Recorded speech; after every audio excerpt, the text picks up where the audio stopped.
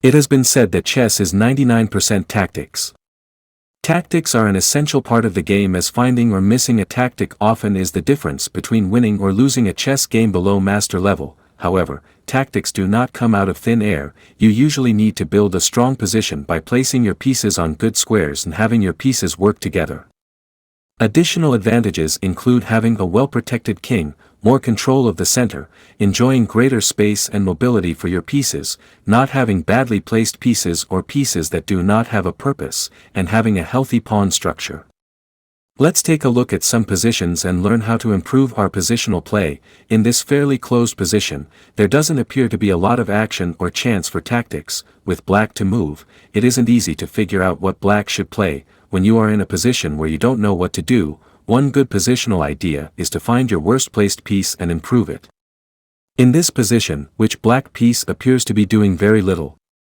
Black's knights protect each other and help control the center, and black's bishop on d6 is well centralized, controlling many key dark squares. What about black's bishop on e8? What is it doing? It's preventing black's rooks from being connected, and it isn't really doing anything. How can black improve this piece and give it a purpose? That's right, bishop to h5. This is a strong positional idea. Black's bishop that was doing less than nothing on e8 is now pinning white's f3 knight to the queen, and it also connects black's rooks. Now that the bishop isn't sitting on e8, a black rook could use that square to enjoy the semi-open e-file. After queen to d3, white centralizes the queen, improving its position and unpinning the knight on f3. Notice the queen also attacks black's pawn on f5. Can you see how black can improve a piece and block white's threat of capturing the f5 pawn? If you found knight to e4, great job. Black invades white's territory, placing the knight directly in the center, and also blocks white's queen from threatening the f5 pawn. Notice the f6 square is now available for other pieces to use, and black enjoys a space advantage. One step at a time. Black is building a better position. Things are not looking great for black in this position. White has a powerful pawn chain from b2 to e5. White's space advantage is keeping black's pieces passive, and it's hard to find an active plan for black. Notice how white's minor pieces are all pointing at black's kingside. The bishop on d3 is an excellent piece, enjoying an open diagonal on b1 to h7, placing serious pressure on black's kingside. Compare that bishop to black's light-squared bishop. It has very little space and is blocked by its own pawn on d5.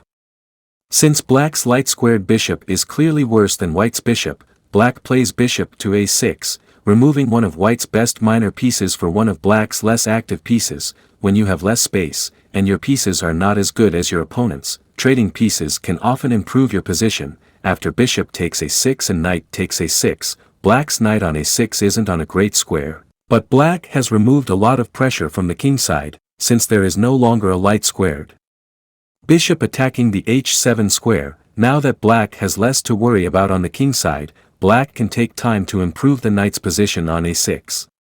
For example, if white attacks the knight with queen e2, where should the knight move?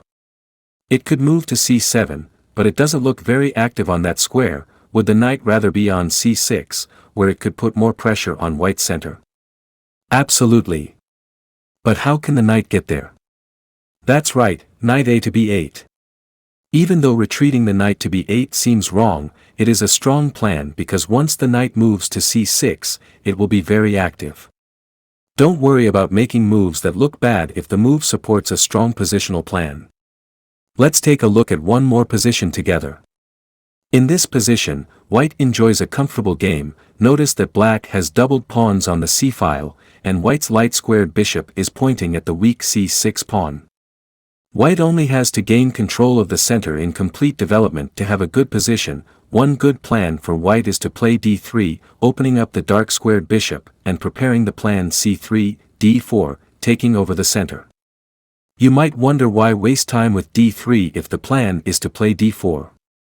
Why not save a move and play c3, preparing d4?